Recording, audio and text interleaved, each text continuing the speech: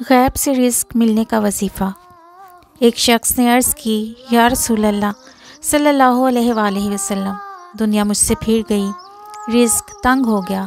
آپ صلی اللہ علیہ وآلہ وسلم نے فرمایا، تم فرشتوں کی تسبیح پڑھا کرو، اس کی برکت سے رزق بڑھتا ہے۔ وہ تسبیح یہ ہے کہ صبح کی نماز سے پہلے یا بعد 100 دفعہ سبحان اللہ و بحمدہ، سبحان اللہ العظیم و بحمدہ، استغفر اللہ پڑھا کرو۔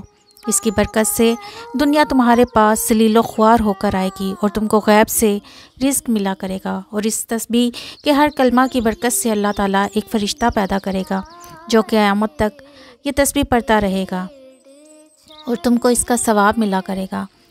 اس شخص کا کہنا ہے کہ میں نے یہ وظیفہ پڑھنا شروع کیا اور ہمیشہ پڑھتا رہا۔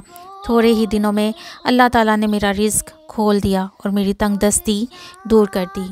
اور ارشاد فرمایا حضور صلی اللہ علیہ وآلہ وسلم نے کہ سبحان اللہ و بحمدہ جو مرد یا عورت دن رات میں 100 دفعہ پڑھے گا تو اس کے سب گناہ معاف ہو جائیں گے، اگرچہ سمندر کی جھاگ کے برابر ہوں۔